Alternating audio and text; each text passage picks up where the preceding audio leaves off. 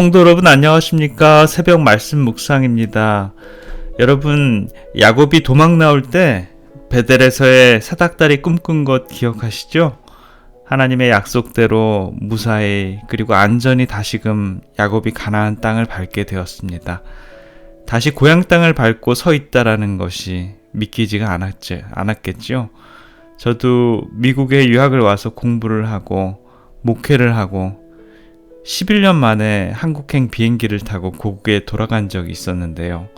그때 비행기가 한국 땅에 도착하고 인천공항에 내릴 때 참 감격스러웠습니다. 10년이면 강산이 변한다고 했던 말이 떠오르듯이 나를 중심으로 온 세상이 다 변한 느낌이었습니다. 20년이 훌쩍 지나서 고향 땅을 도망치듯 나온 야곱이 꿈에도 그리는 고향에 도착했을 때 그 기분이 어땠을까요? 고향이 참 좋긴 좋은가 봅니다. 그래서 야곱도 그렇고 요셉도 그렇고 죽음 이후에도 애굽에서 묻히지 않고 그의 시신을 고향으로 옮겨달라고까지 하지 않습니까?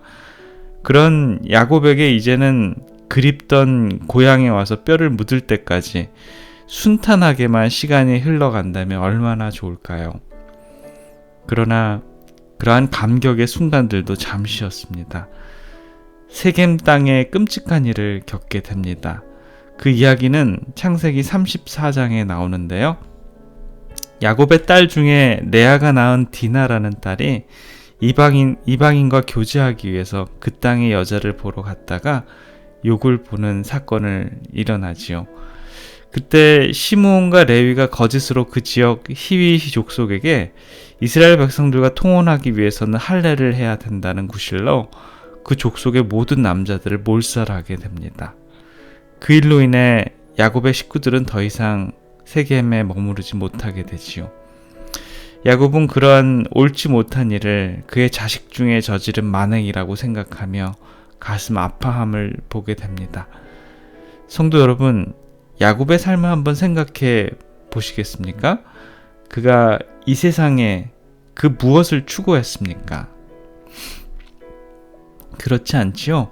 그 대신에 그는 장자의 권리, 즉 영적인 장자의 권리, 이 세속의 어떤 것보다는 하나님께서 주시는 것, 장자로서 가족의 제사장이 되고 하나님의 계통을 따르기 위해 그것을 귀중히 여기기 위해서 속이고 도망치고 했던 그의 삶이었지요.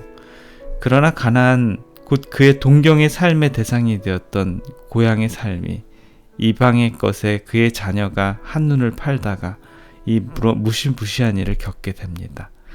십계명에 간음하지 말라, 살인하지 말라, 거짓 증언하지 말라라는 하나님의 약속을 깨버리고 행해졌던 그의 자녀들의 삶이 야곱의 마음속에 더러운 찌꺼기로 남아있는 것이지요.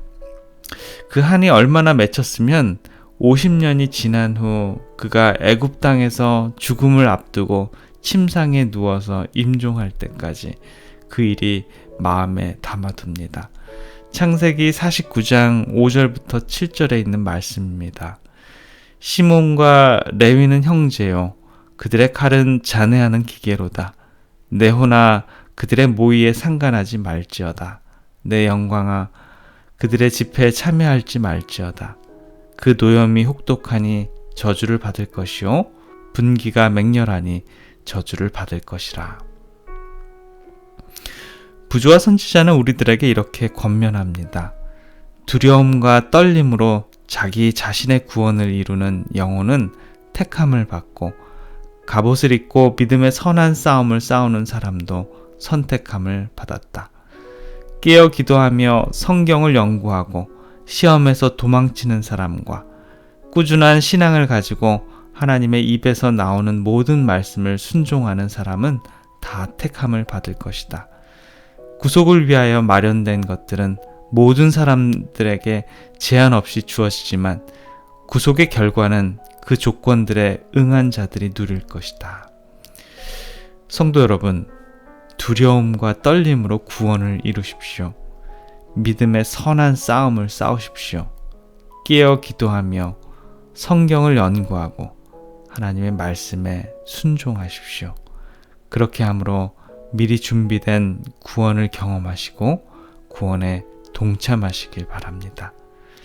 그러나 이방의 문화에 기웃기웃거리지 마십시오.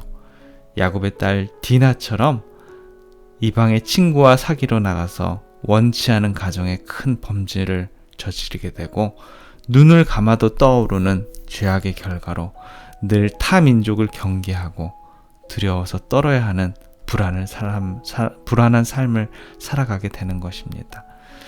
오늘도 이른 아침 잠자리에서 깰 때부터 잠자리에 들 때까지 이방의 문화에 젖어서 그 문화를 답습하고 동경하고 저 이야기를 지나가는 철새마냥 기웃거리는 삶은 아닌지요.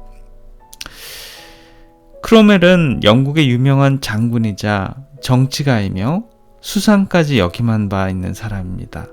그런데 그는 어느 날 자신에게 있어 가장 인기가 많고 최고의 권력을 가졌을 때 갑자기 은퇴를 선언했습니다. 크로멜이 그의 가장 가까운 부하 직원에게 이렇게 말했습니다. 나는 이제 내 시골로 돌아가고 싶네. 이제부터는 작은 교회에서 사람들에게 말씀을 가르치며 조용히 주님을 섬기고 싶어. 그의 부하 직원은 고개를 가우뚱거리며 각하께서는 아직 충분히 능력이 있고 많은 일을 할 수 있는데 왜 이 모든 것을 포기하고 시골로 떠나려는 것입니까? 라고 물었습니다. 그러자 그는 힘차고 단호한 어조로 이렇게 대답했습니다.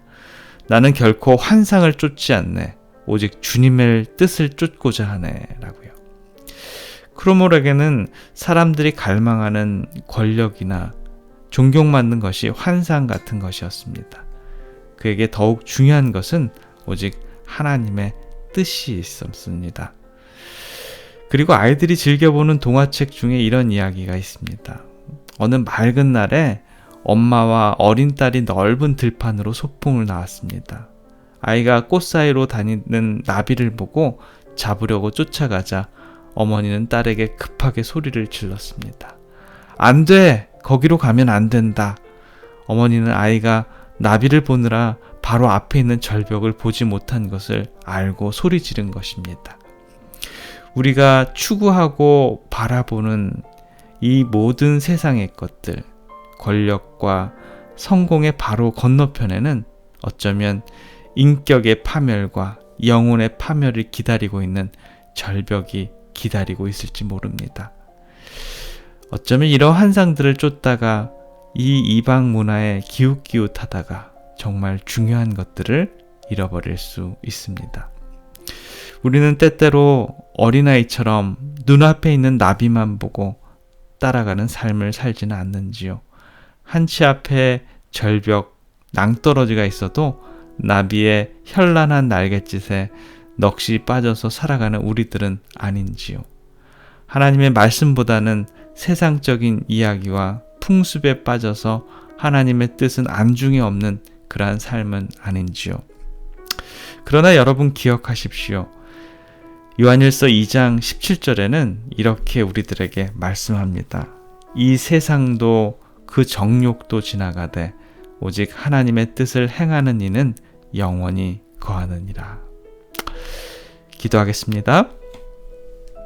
사랑의 아버지 하나님, 야곱의 자녀들 중에 대부분이 세상의 문화에 빠져서 결국에는 옳지 않는 길을 선택하기도 하고 일부 다처제를 선택하기도 하고요.